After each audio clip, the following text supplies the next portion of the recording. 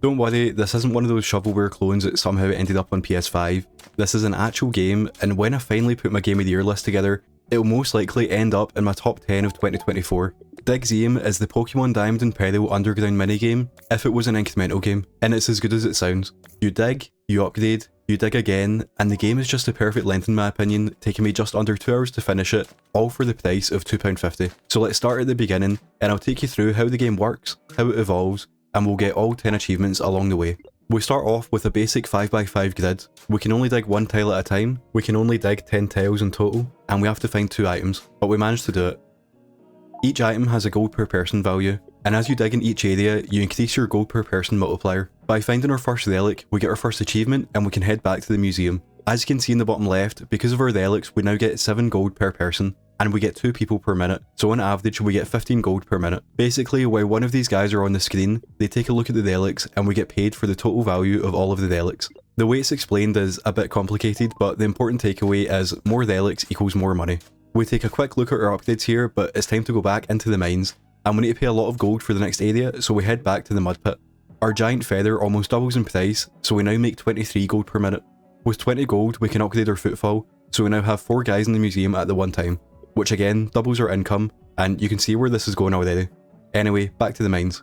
At this point I was just kind of going for it, because there's no penalty for failing in this game, and after just one more dig we now make 72 gold per minute. And we just keep going, using the quick restart button to stay in this area. We now make 242 gold per minute, and we can upgrade our stamina to click 2 more times.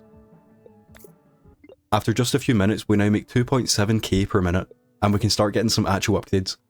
By upgrading the area we now do a full hit where we click, but a quarter hit above and below, and by upgrading the pickaxe itself we do more damage overall. And this means unless we got unlucky, we can complete this area a lot more efficiently.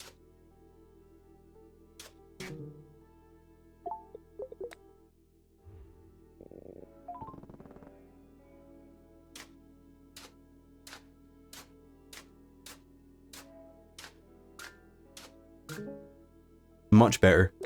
Coming out of this dig session we now make 10k and we can upgrade the area again, so we now hit to the side.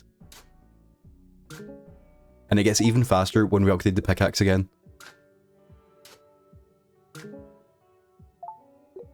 And honestly, just 10 minutes in, I've shown you the entire loop of the game. You slowly dig an area, then you upgrade your pickaxe, area and stamina to dig better, and upgrade your marketing to get more money. And for the next few minutes we'll just be doing this over and over again until we get to a bit of a twist. We spend money to unlock the Forest of Secrets, and the difference here is that stone tiles take more clicks to dig away, and in each new area we have new relics to collect, so we gain even more money. Just a few minutes into digging in this area, it shows that there's a third item hidden here, and we find a 1x1 theme fragment. The game doesn't tell us what they are yet, but we do get an achievement.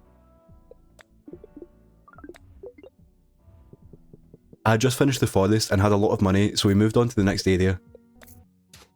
So yeah, each area is very similar. This one is slightly bigger, it's got the stones from the last one, and the actual dirt has more health now too.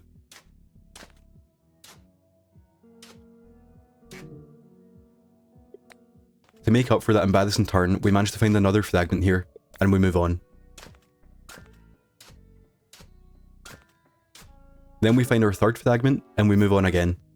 We've now made 1 million gold in total, which gives us an achievement and unlocks the prestige system, where you can reset the game and spend our fragments. But before doing it, I wanted to go as far as I could and find some more. As you can see, it's RNG if the fragments will spawn or not. The game does say you've got a 30% chance of finding one, but it does feel slightly rarer than that.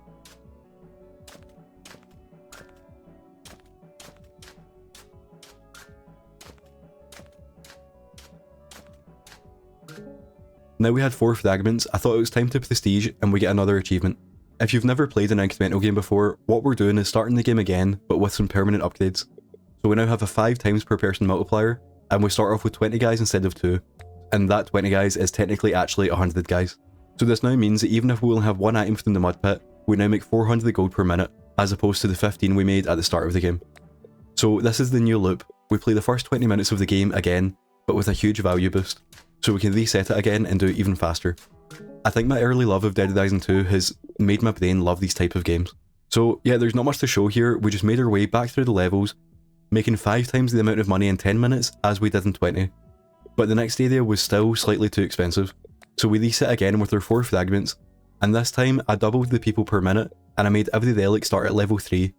I can't actually remember how the maths works here, but it basically just boils down to the higher the level is, you get even more money.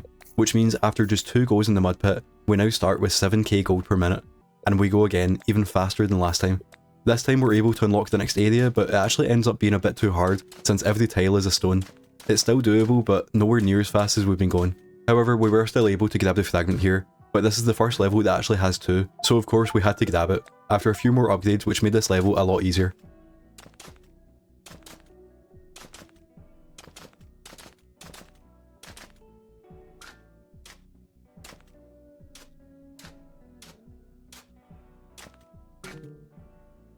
So now we reset again with 6 fragments.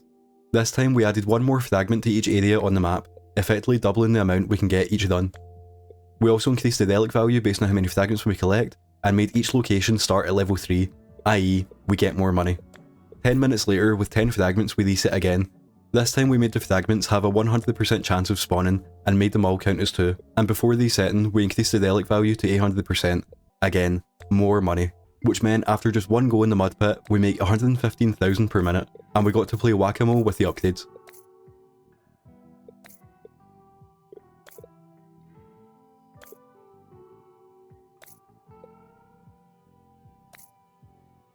After just 7 minutes, we reset again with 38 fragments, and got an achievement for resetting 5 times. This time we increased our base stamina, can keep our upgrades when we reset, can keep our locations when we reset, keep our location levels when we reset, keep 10% of gold when we reset, upgraded our pickaxe, made it so more than 1 fragment can appear at the one time, we get more money for each relic, we have more people per second, we get more gold per location, and we increased our location starting level. And with that set of upgrades, we're basically in the endgame now. We now start with a ton of money to spend on upgrades, which won't go away, and these upgrades make the early levels super easy.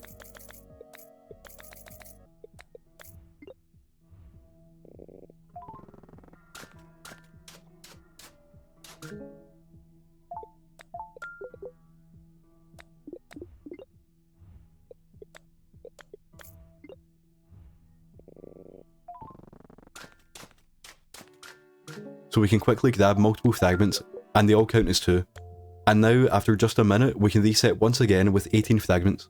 Now, I'll stop pointing out the individual upgrades here because, as you can imagine, upgrade things to get more money, to get more upgrades, to get more fragments, to upgrade things, to get more money, to get more upgrades. You know, you see how it's going. When we get a relic to level 100, it gets a huge income boost, and of course, we also get an achievement. I do have to apologise about the placement of the achievements, and the fact there's no sound for them. I'm of course a Sony pony, so I still haven't set this up properly. But with this upgrade to increase the amount of fragments once again, it's basically over, and it isn't even fully upgraded. After looping a few more times, we're now at the end of the game, but we need some more money to unlock the final area. So we use the wish mechanic, where we can spend 1 fragment to level up every relic 5 times, and we spent 250 fragments on this option, which took us from 2 to the 21 per minute, to 3 to the 26. We then got a relic to level 1000 for an achievement, and another for making a total of 1 to the 27 gold. And we now had enough to unlock the final area, but to finish the game we'll need another 1000 fragments to buy this upgrade, which took me 30 seconds. With our last upgrade and our second last achievement, we unlocked the final area and could dig it out to roll credits and get our final achievement. I genuinely love this game and had such a good time playing it. It's quite basic, but it looks great and it's balanced so well. And the fact that one person can make such a simple game that I love this much is inspiring. I actually got this game in a bundle with Nodebuster. They're super similar, but I didn't like it that much. And I think these games were so interesting to play back to back, to see how the games that are so similar can still be so different. It's genuinely such a great game, and I highly recommend you guys check it out if you're interested. I actually love it so much that while editing this video, I got the hook to go back and play it again, and I thought I could do this much faster, so I went back and played it again. So I took my original time of 1 hour 50 down to 1 hour 42, and then my third playthrough was only 50 minutes. And I think I might play it again, honestly. I also wanted to give a quick shout out to a game that I found on Steam called Magic Archery. It's a similar kind of concept to this, where it's a very quick, simple, incremental game, but it's free, so I mean, check it out. I'm not going to make a video on this one because it is so simple, but this one's good too, and it's quite cool how, with the cost of games going up higher and higher, that you can find games like this that are so cheap and free in the case of Magic Archery. Incremental games kind of boomed a few years ago and they went away, and I hope that we have another boom. Like, I would like more. There was a game called Vostok Inc. that came to PlayStation, and that was like an actual incremental game on PlayStation with a Platinum. I hope we get more games like that. You know, this is my manifesto. But yeah, thanks for watching this video, and I hope you have a good one.